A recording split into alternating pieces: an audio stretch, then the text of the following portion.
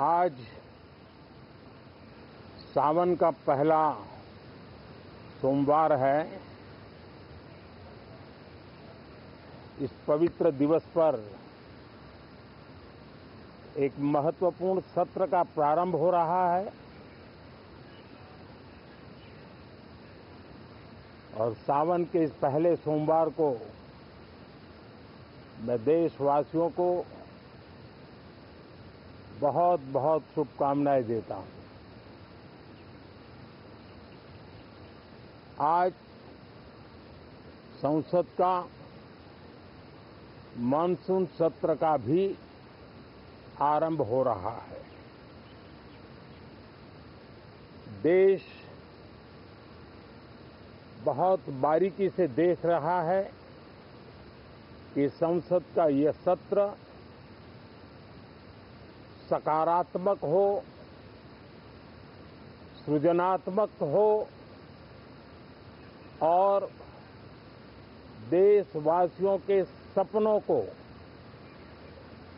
सिद्ध करने के लिए एक मजबूत नींव रखने वाला हो। साथियों, भारत के लोकतंत्र की जो गौरव यात्रा है उसमें ये एक महत्वपूर्ण पड़ाव के रूप में मैं देख रहा हूं। व्यक्तिगत रूप से मुझे भी, हमारे सभी साथियों को भी ये अत्यंत गर्व का विषय है कि करीब 60 साल के बाद कोई सरकार तीसरी बार वापस आए और तीसरी पारी का पहला बजट रखने का सौभाग्य प्राप्त हो।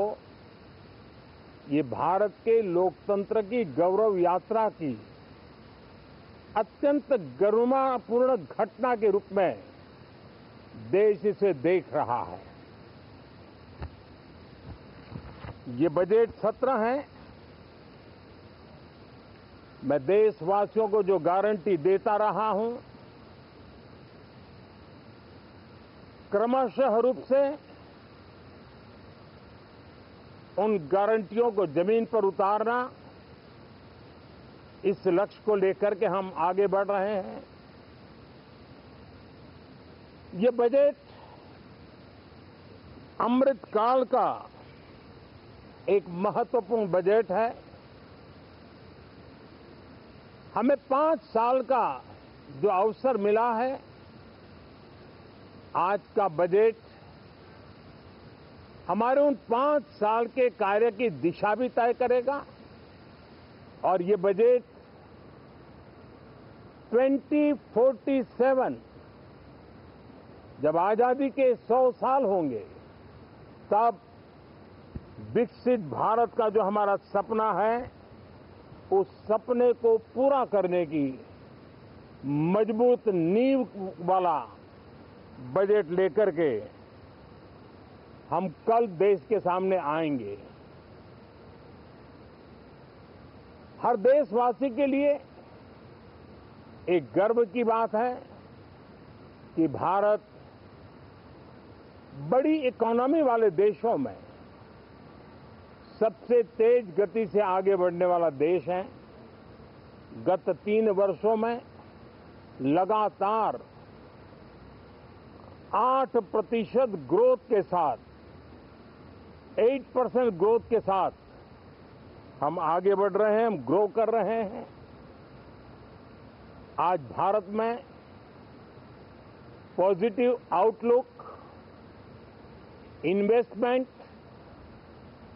और परफॉर्मेंस एक प्रकार से अपॉर्चुनिटीज की पीक पर है। ये अपने आप में भारत की विकास यात्रा का एक अहम पड़ाव है। साथियों, मैं देश के सभी सांसदों से किसी भी दल के क्यों न हो, मैं आज आग्रहपूर्वक कहना चाहता हूं कि हम गत जनवरी से लेकर के हम लोगों के पास जितना सामर्थ्य था, उस सामर्थ्य को लेकर के जितनी लड़ाई लड़नी थी लड़ ली। जनता को जो बात बतानी थी बता दी। किसी ने राह दिखाने का प्रयास किया, किसी ने गुमराह करने का प्रयास किया, लेकिन अब वो दौर समाप्त हुआ। देशवासियों ने अपना निर्णय दे दिया। अब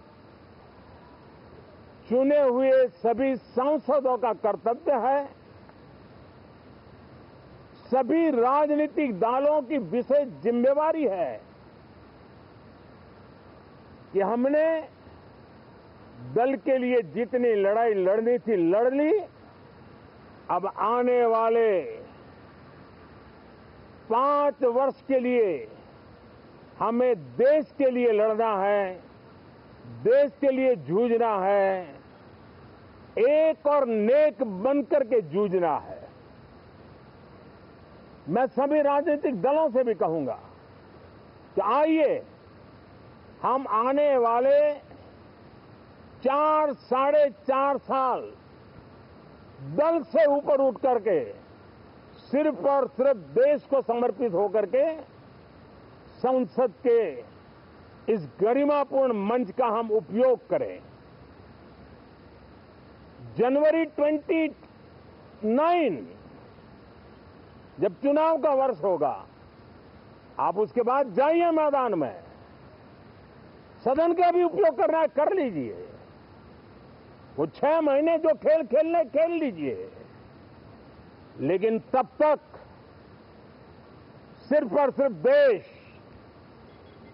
देश के गरीब, देश के किसान, देश के युवा, देश की महिलाएं, उनके सामर्थ्य के लिए, उनको एम्पावर करने के लिए जन भागीदारी का एक जन आंदोलन खड़ा कर करके 2047 के सपने को पूरा करने के लिए हम पूरी ताकत लगाए।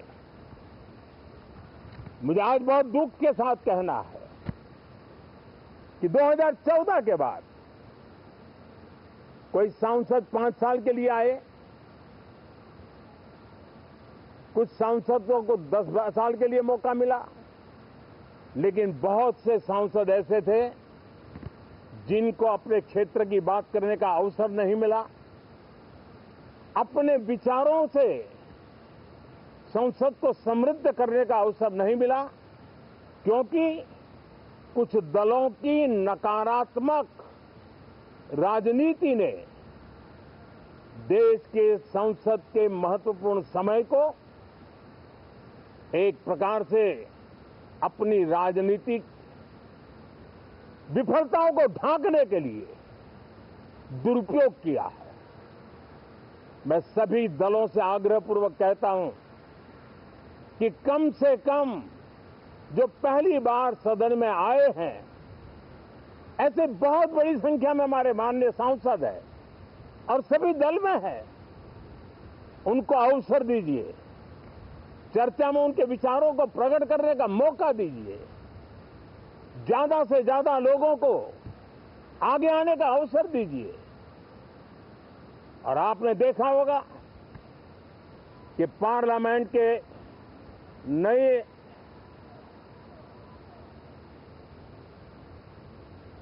संसद गठन होने के बाद जब पहला सत्र था,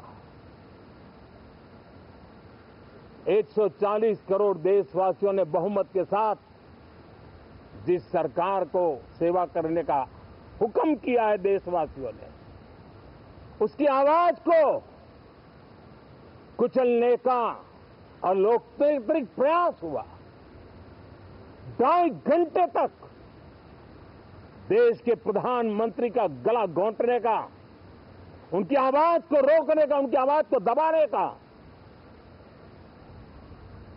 लोकतांत्रिक परंपराओं में कोई स्थान नहीं हो सकता है और इसका कोई पश्चाताप तक नहीं है, दिल में दर्द तक नहीं है। मैं आज आग्रहपूर्वक कहना चाहता हूं, देशवासियों ने हमें यहां देश के लिए भेजा है, दल के लिए नहीं भेजा है। ये सदन दल के लिए नहीं, ये सदन देश के लिए है। ये सदन संसदों तक की सीमा तक नहीं है, 140 करोड़ देशवासियों की एक विराट सीमा करके ये लिए है। मैं विश्वास करता हूं कि हमारे सभी माननीय सांसद पूरी तैयारी के साथ चर्चा को समृद्ध करेंगे। कितने ही विरुद्ध विचार होंगे, विरुद्ध विचार बुरे नहीं होते हैं, नकारात्मक विचार बुरे होते हैं। जहां सोचने की सीमाएं समाप्त हो जाती है, देश को नकारात्मकता की जरूरत नहीं है। देश को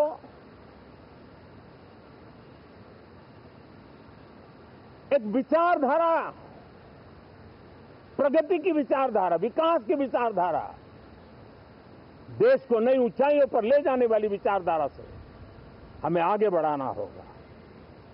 मैं पूरा ही आशा करता हूं कि हम लोकतंत्र के इस मंदिर का भारत के सामान्य मानवीय की आशा आकांक्षाओं को पूर्ण करने के लिए सकारात्मक रूप से उपयोग करेंगे। बहुत बहुत धन्यवाद साथियों।